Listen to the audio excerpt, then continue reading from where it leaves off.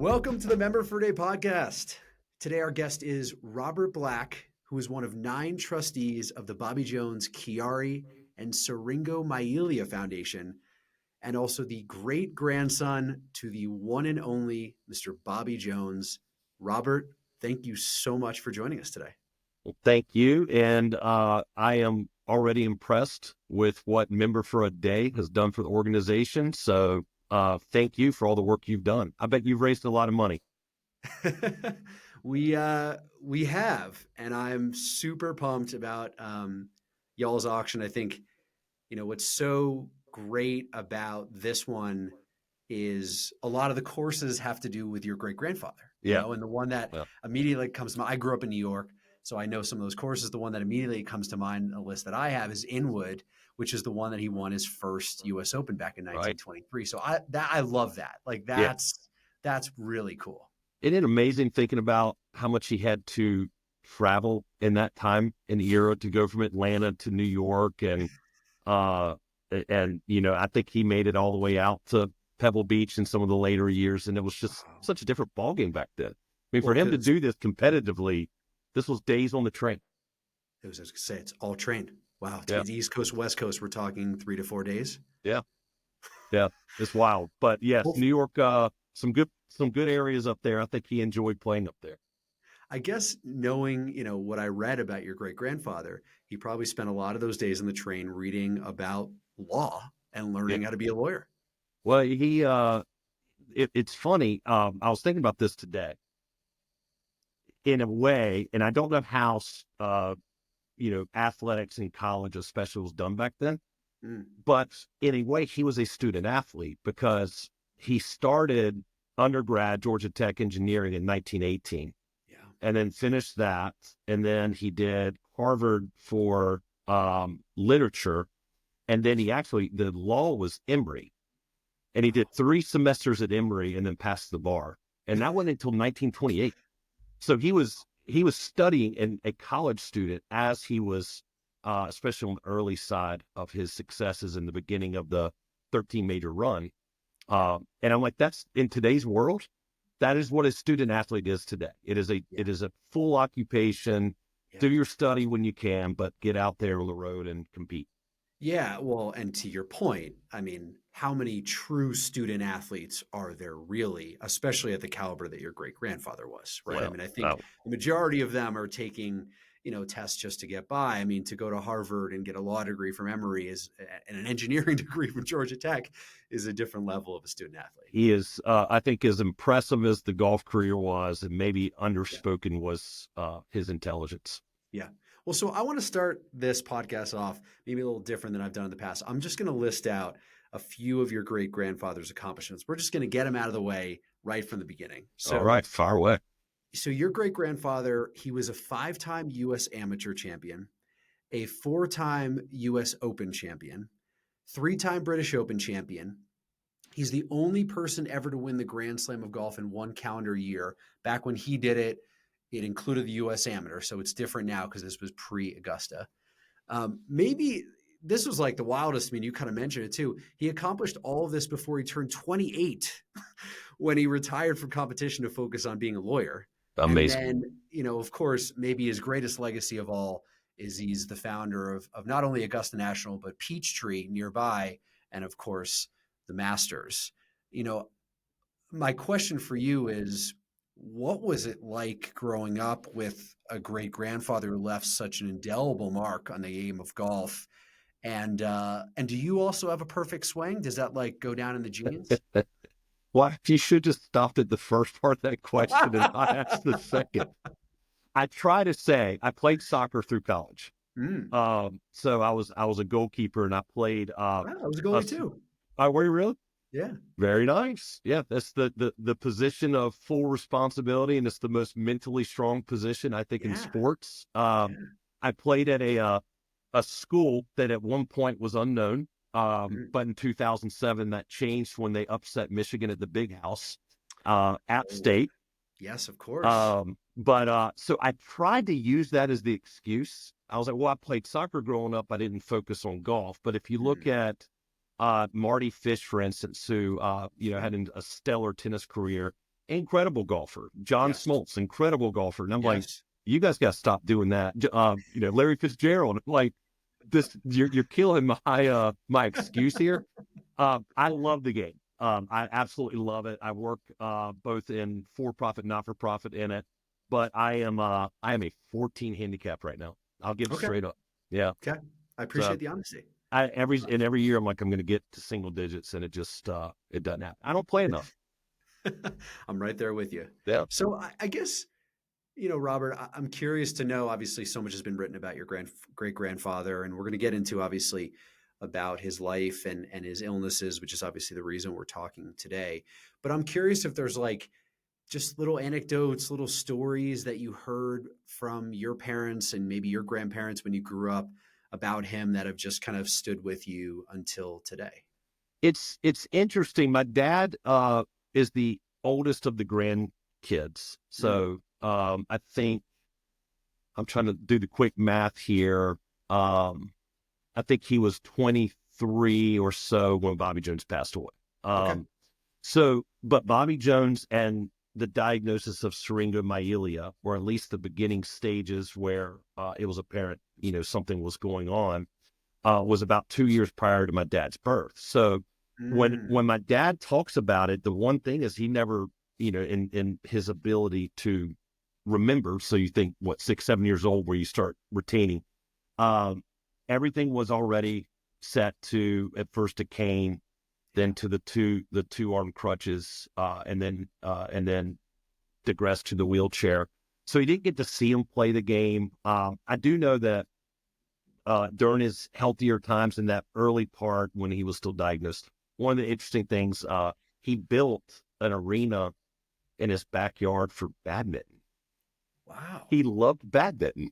Wow. So, but he was a very reserved individual. I think, as I look at it maybe in terms of like a performer, when he's on the stage, if it was being at the Masters and, driving around and talking to the gallery or interviews or whatever, that was one thing. But otherwise, a very reserved and quiet individual. Yeah. He studied a word a day. So every single day when he woke up in the morning, he studied a word, its origin, meaning, all of that. So again, that intellect, I think, really drove his interest and his passions. But my dad, I think, would go there for summers and things like that. I would say probably the other obvious, there wasn't a lot of golf broadcasts back then, but I think might have been CBS. But when there was golf on, glued to the TV. So yeah, but he was, that's all I've ever heard, was always studying, and always learning, very reserved when not in public. It's interesting because I've always heard, I forget who said this, but people have said that in golf, you either have to be really smart or really not smart, yeah. I guess. So I think your great grandfather obviously had that skill and could be really cerebral with his game. It is, and it's the level-headedness. And I don't want to jump too much into stories, but one thing that we talk about a lot as a family are the lean years and the fat years. And so his career was broken into these two segments. The lean years, were the junior golf era up into when he started competing for the majors of that time. So I guess that was 1918, 1919. In the first 3 years of competing at that level, he was not winning, and he was carrying with him a really bad temper. And so a situation took place in the 22 U.S. Open, I believe it was, and he got mad at a golf shot and threw his golf club, and it hit a female spectator in the leg, and it cut her leg wide open. Wow. And he got a letter, or some weeks later, from the president of the time of the USGA that said, if you ever display that type of behavior again on the golf course, you will not compete. And he made a conscious decision right there, which is a really neat lesson for everybody to learn. Like, you can always reprogram yourself. There's never a point where you can't. As you get older, it gets harder. But he reprogrammed himself, and he actually looked at it in two ways. He was like, well, one, don't want to get in trouble anymore, and I don't want to be that person. But two, he saw it as a competitive advantage to go emotionless on the course, not show highs and not show lows, because he felt like that was giving competition, signals and about where he was. And if you look at a golfer, a successful golfer, you really do see that they have an ability. I mean, we have Tyrrell Hattons out there and stuff, but that's fun. Yeah. But most of these golfers are so good at just being collected and just being present. And he was, I think, an early adopter of that philosophy. So 1923, first major, 7 years, 13 majors, Grand Slam 1930. Wow. You got to look at that and go, how much of that was he just changed the way he was approaching the game? So it's interesting you talk about reprogramming. From what the research I sort of digged up is, it seems like you've almost done that in the last couple of years, in the sense that you've made giving back a big part of your life. Yeah. And so, I read about the Change Your Course program, and obviously want to hear about it. Tell me about it, and also just, I guess, how, if at all, Bobby's legacy sort of shaped your life and your work. Well, I think that's a great, good grief. I mean, how do you condense this to like a short response? Absolutely. One, yes, starting in 2021, I started a charity, and it was a very reactive decision. 2020, I was running a sports marketing business that was heavily dependent on events and production. So one of my clients was Evander Holyfield, which was really neat. And so when COVID hit, we had everything wiped out. But the true tragedy was my seed investor and business partner, April 17th, 2020, so in the peak of the pandemic, shut down. His 12-year-old son took his own life. And it rocked me. I was like, how do we have a situation right now where a 12-year-old could even think to do that? But what I started immediately finding was this was not pandemic. Pandemic was fuel, but there has been this dramatic rise in the past 15 to 20 years of youth disruptions with their mental and emotional development. So I was like, I'm starting a charity. Well, so to keep this fast, I did. And then we started creating the Change Your Course program, which is teaching kids about proper mental and emotional techniques in life through the game of golf. So I looked at it, and to your point, the aha moment was I was actually reading Down the Fairway, then jumped over to Google and started looking at all of the quotes. And I was, oh my gosh, it's right here in front of me. Bobby Jones wrote and talked all the time about this dance between golf and life. Yeah. And I was like, okay, so hold on. And I went to a sports psychologist and got this immediately verified. And they were just like, yes, you're on the right track. I was like, if I can teach a kid a specific mental and emotional response on the golf course. So the example we always use is first tee jitters. And explain to them what it is, explain to them that it's not just them, give them an understanding of how to work through it, give them some techniques, some exercises. But then most important, say to them, where do you find this emotion or this mental situation in real life? So first tee jitters is fight or flight, fear of judgment, lack of preparation, all of these things that start spinning in our heads. Where else do we find that in our life, especially as an adolescent?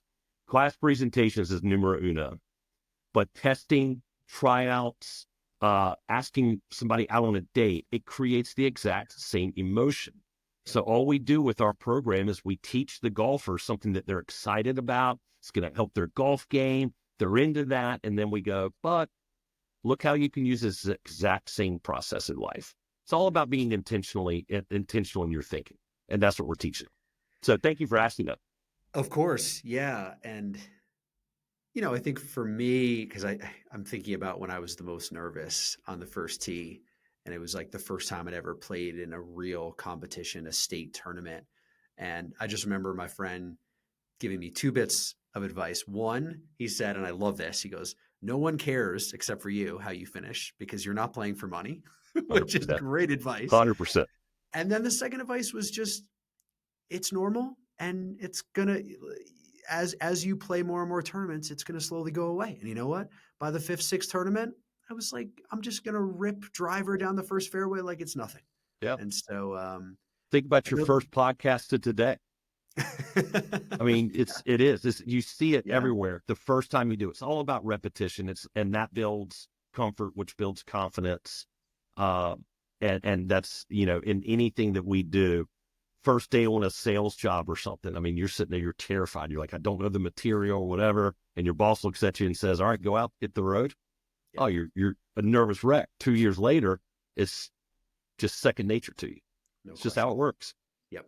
So we're here today because we're running an auction for the Bobby Jones, Chiari, and Siringo Mailia Foundation, which I spent a lot of time learning how to pronunciate. So hopefully I got that Absolutely. right. Which in my non-scientific explanation is basically a fluid buildup basically a fluid-filled cyst within the spinal cord, just below the brain is what I understand.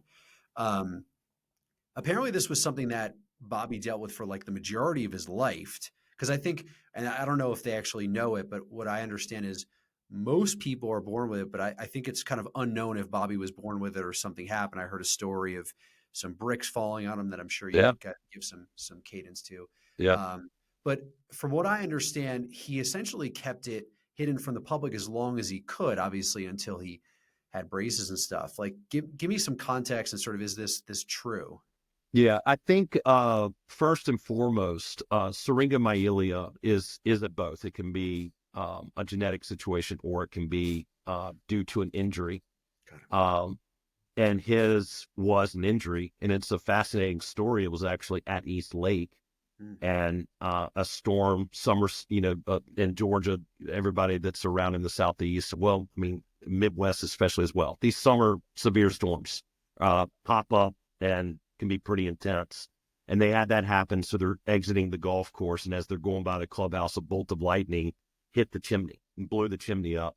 And Bobby was struck in the back of the neck with brick debris. And so I would say, I don't know if it's speculation or confirmed, but certainly that is an exact type of situation where someone would end up developing syringomyelia from it. So his first, I think, diagnosis or when things started being noticeable was in his mid-40s. I think it started in his fingers. And over the course from his mid-40s until his death, it's a slow digression. I don't know if this is a fair thing. This is my personal interpretation of it when I try to get someone to make sense of it. It was like a slow ALS almost. It just slowly suffocates your nervous system where all of these functions in your body start going away. So by the time, 1971, I mean, he was completely incapacitated. So yes, again, the private person side to him, but it is where the most famous quote he had, which is what's to me so special about this quote. The game of golf is like the game of life. You get bad breaks from good shots. You get good breaks from bad shots, but you have to play the ball where it lies. He said that as a full-on syringomyelia patient. This is a very painful disease. And then on top of that, everything else that comes with it. And that was his outlook, was this is what I was dealt. This is my life. I've got to play it from here. And that's how he addressed the whole disease in his latter part of his life. So have you ever seen the St. Andrews Freedom of the City speech that he did and about friends and everything? I've read about it, but I haven't kind of listened to it. It's a tough find. If I can find a link for you, I'll send it over to you, because it's protected in a library, like a St. Andrews library. So it's very limited on its distribution. But the reason why I bring that up is at that point, and I think it was 64, around there, he was already confined to the wheelchair. His mobility was really bad at that point. In the moment when they introduced him, one, he had a speech prepared. And you see in the videos, this grainy black and white video. One, he stands up, wasn't supposed to, walks to the podium, puts the speech in his pocket, and goes and lays out some of the most beautiful language you'll ever hear about friendship and his appreciation of St. Andrews. That's a neat thing about, again, I mean, just this word resilient comes to mind. Yes, please send me that. I would love to read it and I will and listen to it. And that's incredible. I guess my question to you is, obviously since the 1950s, medical improvements are vast. I understand that there are lots of different types of syringomyelia and Chiari malformations. I think there's type 1 through 4, with 4 being the most severe.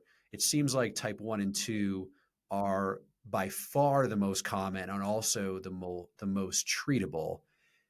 I know neither one of us is doctors, but obviously you know a decent amount about this disease through the foundation. Where are we at in terms of treatment and diagnosis in 2024? This is the shocking thing, and talking to Dorothy Poppe, the executive director and founder, and her story in itself. So I'm going to jump off and jump back in. Yeah. It's important to know that Dorothy started this organization in 2007, and she started because her son had Chiari. So she's been through the process, and she knows the frustration, especially both of those diseases are incredibly difficult to diagnose. And so when they work with patients and patients' families, that's one of the things that they really have to focus on, is the frustration, and it's just a really uncertain path. Syringomyelia, the reason why we really need to add research dollars and everything to that specific disease is there has not been a lot of advancement since Bobby Jones was diagnosed. That's shocking. Chiari has had more success, but still there's so much work to understand. And this is neurological in general.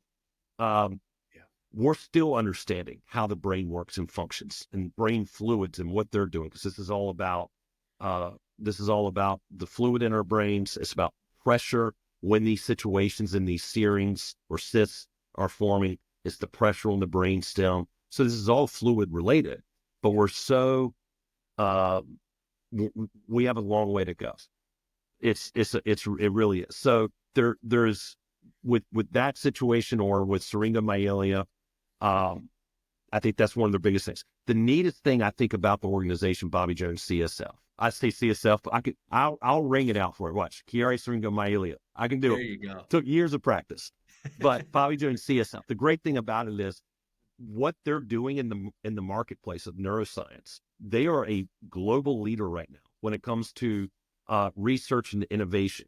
Their network are the strongest and most celebrated and awarded neurosurgeons in the world.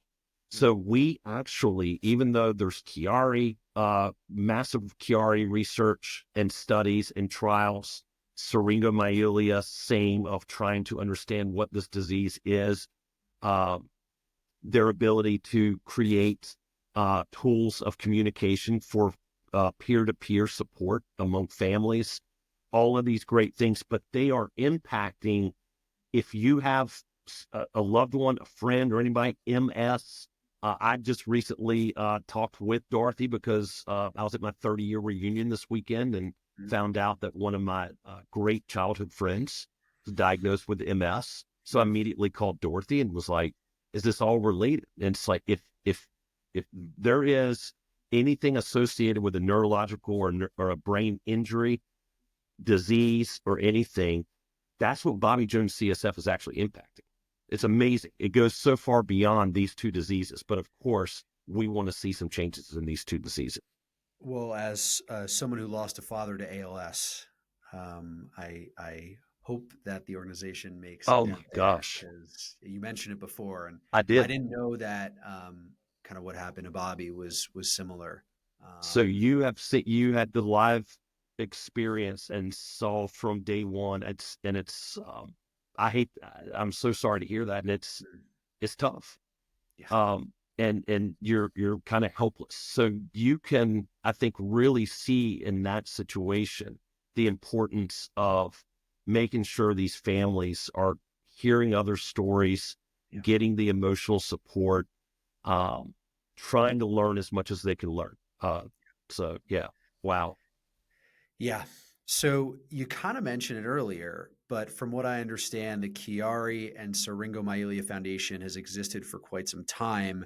But then around 2019, I think there was basically a partnership was formed between CSF and your family. Is that sort of what happened? It's And close, yeah. okay. So interestingly, Dorothy met Bob Jones IV, so grandson of Bobby Jones, and patriarch of the family and everything. They met in 1995, which is really wild. And then they'd circled back up, and the first thing they did was they started. She wanted to do a golf tournament fundraiser, and she had reached out, and maybe they had already been talking, but they had the first Bobby Jones Classic in 2012.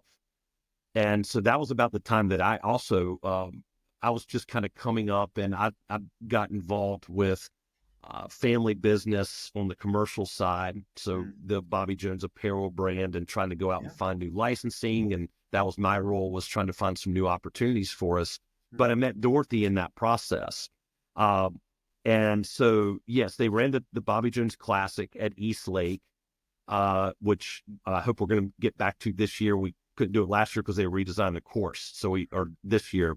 So we did Sea Island, which was a very nice, great backup. I'll say that. For sure. Yeah. But yes, 2017, we all started having the discussion. I was a huge supporter of, would attaching his name, help in terms of both, you could say doctor interest, but creating a new audience, creating a new audience for fundraising, and creating a new audience for awareness. Would it help? And, we looked at it. If you think about this, I think one of Bobby's biggest fears was, or maybe my grandmother, his daughter, was that if you did anything like that, where you attach Syringomyelia to his name, I think they feared to be like Tommy John. And he did not want to have Tommy John actually, that would have, Lou Gehrig's. Lou Gehrig's that's the one I was thinking of. Tommy John's actually that's a wonderful story there. Lou Gehrig's, that's it. Yeah. And so there was some hesitation, but we knew enough, we saw enough of what Dorothy and her team had done, that it was just like, it's just nothing but an upside. And let's talk about it, and let's let Bobby Jones' name draw some attention to this, especially go back to the fact of that there's been such little progress with that particular disease. So yes, 2017 officially became Bobby Jones CSF. Prior it was CSF. Yeah. And I imagine that, from what I read about your great-grandfather, he would have been okay with it, knowing that, yes, he was a private person, but ultimately using his name could do more good in the world. And that would probably push him over the edge. Yeah. Yeah. You have to think of looking down, love seeing what's happening around his name with this particular situation. Yeah. So Robert, I ask this to pretty much every one of my guests. I'll ask you the same question. I'm sure there are a number of stories you can share, but are there any sort of success stories of people you've helped, or anecdotes or things you can share that just sort of highlights the impact that the foundation has? Yeah, the one, I think the thing that, because it's recent, relevant, and in progress right now, is the organization's created the and I got it again a little bit wordy, Chiari Surgical Success Scale.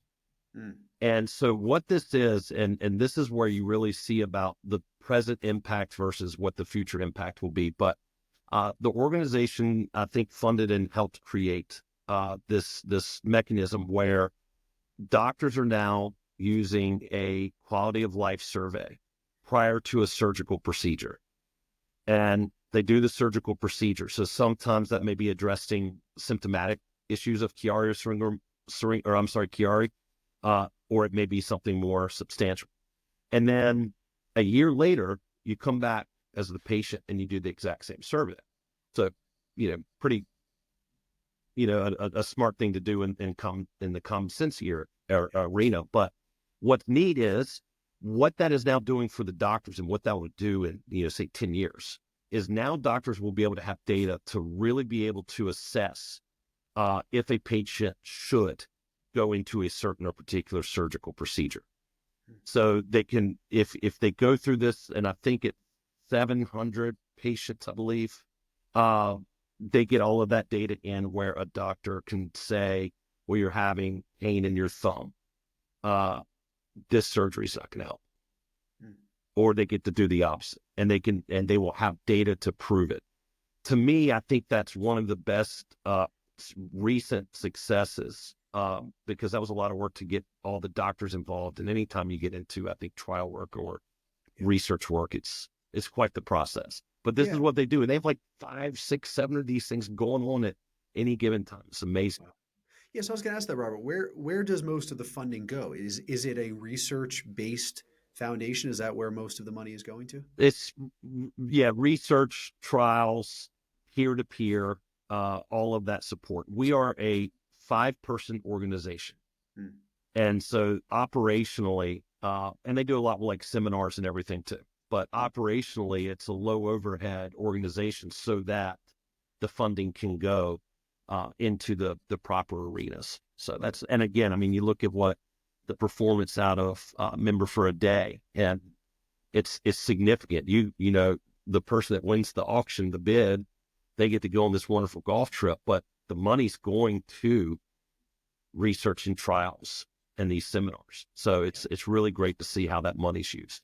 No question about it. Yeah. I guess, one of my last questions for you is just looking forward.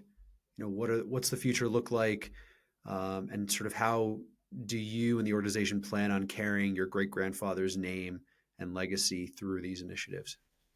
I think, well, one of the fun things to always consider or look at, and I look at this personally as a milestone, and it'd be fun to say to Dorothy, the executive director, like, what could we do or say to put on 2030? Because 2030 is the centennial of the Grand Slam. So, we have this, kind of 6-year runway here, and there's some great things happening across the family and legacy of what will happen around that time. No coincidence that Merion is the U.S. Open spot for 2030. But I think with what we're doing with the organization, everything comes back to funding increases speed. And so the faster we can get funding in, the faster we can get other initiatives and research projects, everything done.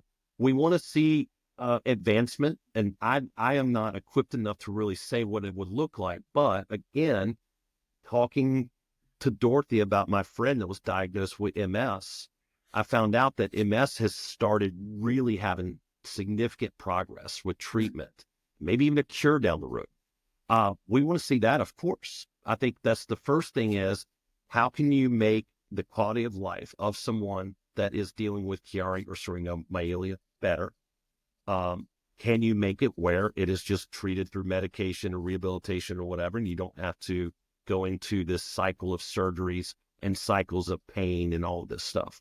I would imagine if Dorothy were answering that question, I think that would be the big thing for her, is to say, we just want to see the needle move. And once you see that needle move a little bit, and then moves a little bit more, you start getting the momentum, the funding changes, and that's when you start really seeing true progress. So maybe we could say by the time that 2030 rolls around and we celebrate that final 4th major, that's September 27th, I think it's the date, that we could say the needle moved. So I think that's where we are today. So Robert, I have to ask one more question. Your great-grandfather obviously was the founder of Augusta National and the Masters. I'm sure you've spent a lot of time in and around the course. Are there any unusual anecdotes about the course that you can share, that just things that you've seen or that have happened to you, just unique anecdotes that you want to share to us? I'm going to share my dad's because it is so cool. And then I want to talk about Augusta National for a second too. After that, just I'll hold off on that. But my dad, I'm trying to think. Maybe it was 2019. 2019. I've been going to the Masters since 2000. That's when my first time going. So I've gone at that point 19 times with my dad. And he has a friend sitting next to us, and we're on the 10th tee. And we're looking towards the cottages, and the cottage right by the 10th tee is the Jones cottage. And he had this friend, and he tells the story, and I'm like, how did I never hear this? But he looked and he goes, you see that front left window? And so we're like, yeah. And he said, that's, he only gone a couple times as a kid, but he stayed in that room. And he said, I will never forget, woke up one morning and I'm looking out the window and I see Jack and his dad walking from the clubhouse over to the cottage. Knocks on the door. They go in. They sit down with Bobby. My dad's this kid sitting in the bedroom, not about to go out there. The conversation's a little contentious. Couple raised voices, nothing bad or anything, but just a serious conversation. And in a matter of maybe 10 minutes, it was over. And Jack and his dad walk back out of the cottage. My dad watches them walk away. It was Jack Nicklaus telling Bobby Jones that he was going pro. Wow. And Bobby did not want it to happen yet. So that to me, I was like, Dad, you really witnessed an historic moment. The other neat thing, back in those days, so that's probably, maybe late mid 50s. But that was also, my dad was able to walk out of the cottage at night or in the morning before golf got started. He wouldn't go play the par 3 course. Oh my God. And then the security guard would come and just grab him and say, okay, you got to go back now.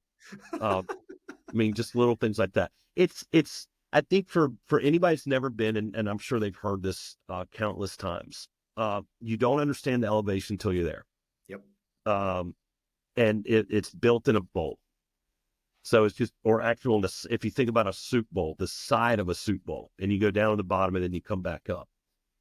And it's really impressive. The clubhouse is at the top of the bowl, and 6 and 16 are at the bottom of the bowl, and everything is in between. That's a really fascinating part. I want to say this though, I've just been following this. I have one of the people working with me with my charity is a Augusta local. They sustained extensive damage from Hurricane Helene. Augusta got the northeast eye wall, so they were getting 100 plus mile an hour winds. I was down there yesterday.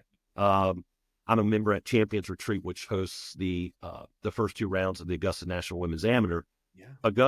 Champions Retreat lost close to 1,500 trees. Wow. Augusta National lost close to 1,500 trees. Driving through the city, they're doing such a great job of clearing, but it's tens of thousands of trees across Augusta, and it's all packed up on the roads. So I'm driving into Champions Retreat, and there's 10-foot high stacks of tree debris from golf courses and from their golf course. It's stunning. But Augusta National, they teamed up with something called the Community Foundation, and immediately within a couple of days, they had $5 million between the two of them in. They're now up to $8.5 million. Wow. That's one of the things, and I think Fred Ridley has really shepherded this in. They've become so involved with the community. They're doing kind of a renovation, very East Lakeish, with a group of an area called Harrisburg, which is a underserved area of Augusta. They funded an organization called Hub for Community Innovation, and I love this. It houses 5 nonprofits, and they cover all those nonprofits' expenses for 3 years.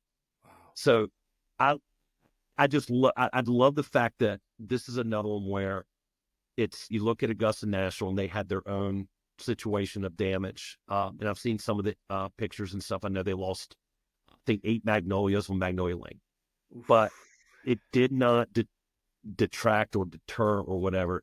It was immediate. What's the community impact we can make? That's so great. I love that.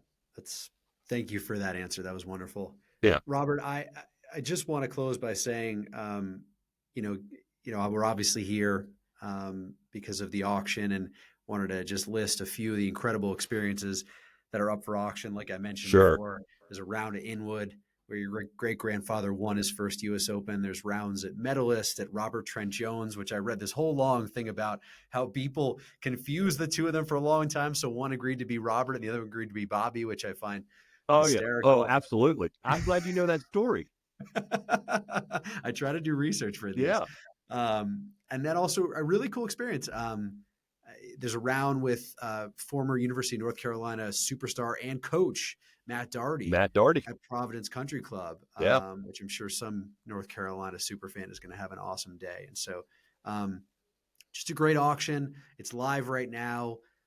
Please go in and bid and support. And Robert, I just wanted to thank you for joining the podcast. I really enjoyed this conversation with you. Well, I did too. It's fun. And, sometimes I could talk and talk and talk because it is neat to talk about the legacy itself. It's obviously neat to talk about what the organization's doing, but to turn it back to you, thank you. You shared with me on a conversation prior to this podcast about why and how you started Member for a Day, and think about the impact that you're making with all of these initiatives of these separate charities that have used your platform to raise money for themselves.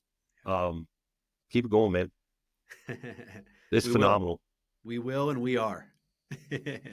Awesome. Well, I enjoyed it. Likewise. Thanks, buddy. Talk to you soon. All right, you got it.